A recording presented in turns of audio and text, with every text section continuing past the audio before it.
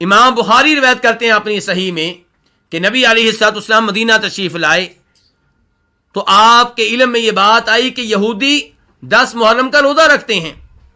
आपने पूछा, सवाल किया कि रोजा क्यों रखते हैं?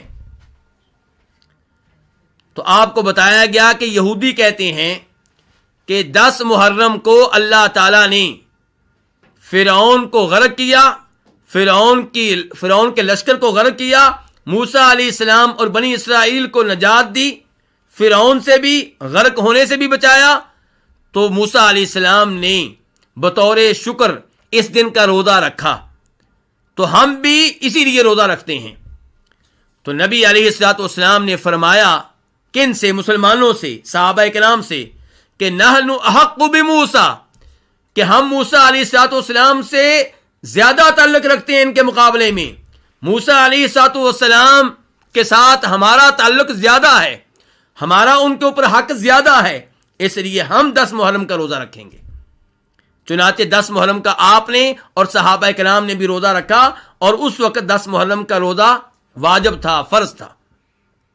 जब रमजान के रोजे फर्ज हुए तो फिर 10 मुहर्रम के रोजे की, आशूरा के रोजे की फर्जियत कैंसिल कर दी गई, मनसूख कर दी गई, लेकिन इस्तेहबाब बाकी रहा।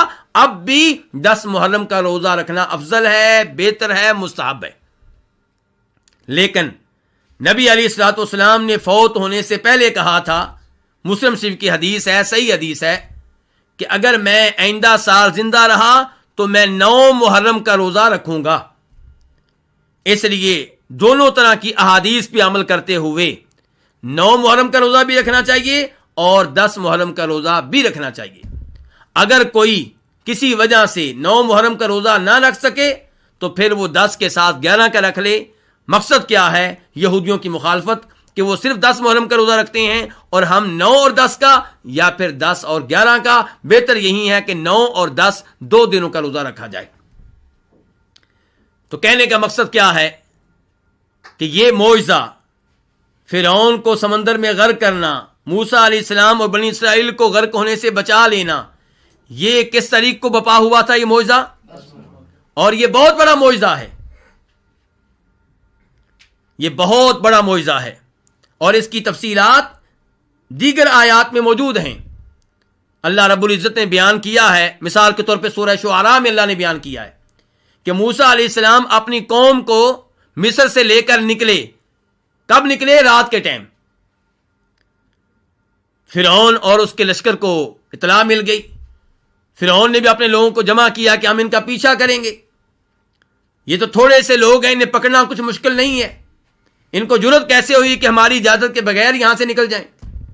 उनको अफसोस हो रहा था कि हम खादमों से मालूम हो रहे हैं, गुलामों से मालूम हो रहे हैं, लौंडियों से मालूम हो रहे हैं। तो उन्होंने ताक़ुब किया। मूसा अलैहिस्सलाम और बनी इसराइल उस वक्त तक समंदर के करीब पहुंच चुके थे। अब सामने ठाठे मारता हुआ समंदर है और पीछे फिरौन का बहुत बड़ा लश्कर। बनी इसराइल फिरौन के लश्कर को देख के डर गए, सहम गए। क़ाल असहाबु मूसा इन्ना लमुद्रकून। कुरान करीम में वजाहत आई है कि मूसा अलैहिस्सलाम के साथी इस लश्कर को देख के कहने लगे, मूसा मारे गए, हम तो गिरफ्तार हो जाएंगे, पकड़ लिए जाएंगे, आगे समंदर है, पीछे बहुत बड़ा लश्कर है।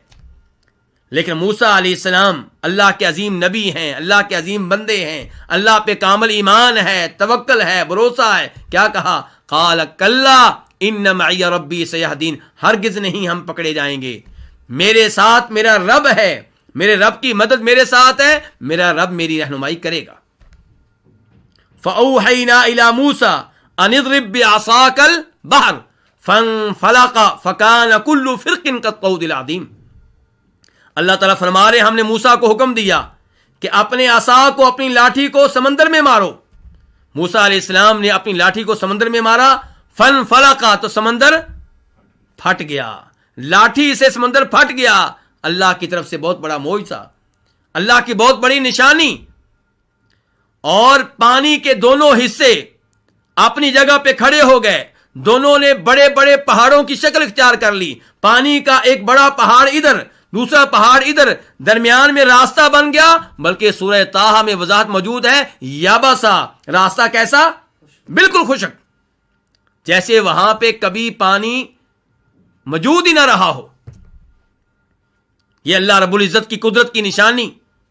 اللہ رب العزت نے بہت بڑا معجزہ دکھایا بنی اسرائیل کو، ان کے لیے راستہ بن گیا، خشک راستہ، بڑے آرام سے سمندر کو کراس کیا، اور جب فرعون کی باری آئی اور وہ بھی اسی راستے سے گزرا، اس کا لشکر بھی گزرا، تو اللہ رب العزت کے حکم سے پانی دوبارہ چلنا شروع ہو گیا، فرعون بھی غرق ہوا، اس کے ساتھی بھی غرق ہوئے۔ یہ بہت بڑا معجزہ ہے، بہت بڑی نشانی ہے، لیکن افسوس سے کہنا پڑتا ہے کئی مفسرین نے اس معجزے کو ماننے سے انکار کیا، اور افسوس سے یہ بھی کہنا پڑتا ہے کہ یہ وہ مفسرین ہیں جن پہ ہماری پبلک بہت اعتماد کرتی ہے، اور ان کو سمجھا جاتا ہے کہ یہ پڑھے لکھے علماء ہیں، کہ دین کو بھی جانتے ہیں، دنیا کو بھی جانتے ہیں۔ ان میں ایک نمایاں نام سر سید احمد خان کا ہے، وہی جو علی گڑھ یونیورسٹی کے بانی ہیں، جنہوں نے علی گڑھ یونیورسٹی کی بنیاد رکھی۔ یہ بہت سے معجزات کے منکر ہیں، اور عام طور پہ معجزات کے منکر احادیث کے بھی منکر ہوا کرتے ہیں۔ سر سید احمد خان میں یہ دونوں بیماریاں موجود تھیں، بہت سی صحیح احادیث کو ماننے سے انکار کیا، اور بہت سے معجزات کو ماننے سے انکار کیا۔ اس معجزے کا بھی انہوں نے انکار کیا ہے۔ ایسے ہی حمید الدین فراہی، جن کا تفسیر کی دنیا میں بڑا نام ہے، انہوں نے بھی اس معجزے کا انکار کیا ہے۔ اور حمید الدین فراہی وہی ہیں جن سے متاثر ہیں کون؟ مولانا امین احسن اصلاحی، جن کی تفسیر ہے تدبر قرآن، اور وہ اس تفسیر میں بہت سے معجزات کا انکار کرتے ہوئے نظر آتے ہیں، بہت سی صحیح احادیث کا انکار کرتے ہوئے نظر آتے ہیں۔ اور پھر امین احسن اصلاحی سے متاثر ہیں کون؟ جاوید احمد غامدی۔ مجھے افسوس سے کہنا پڑتا ہے کہ آج کا نوجوان طبقہ جاوید احمد غامدی اور ان کے استاد امین احسن اصلاحی اور پھر ان کے استاد حمید الدین فراہی، ان لوگوں سے متاثر ہے۔ سکول کالج کے نوجوان لڑکے اور لڑکیاں جاوید غامدی کو بہت ہی محبت سے سنتے ہیں، جبکہ جاوید احمد غامدی بہت سی احادیث کا منکر ہے اور اپنے استاد کی لائن پہ چل رہا ہے، بلکہ ان سے بھی آگے نکلنے کی کوشش کر رہا ہے۔ کتنی ایسی چیزیں ہیں جن کو نبی علیہ الصلوۃ والسلام نے اپنی احادیث میں واضح طور پہ حرام قرار دیا، اور یہ شخص ان کو حرام ماننے سے انکاری ہے، ان کو حلال قرار دیتا ہے۔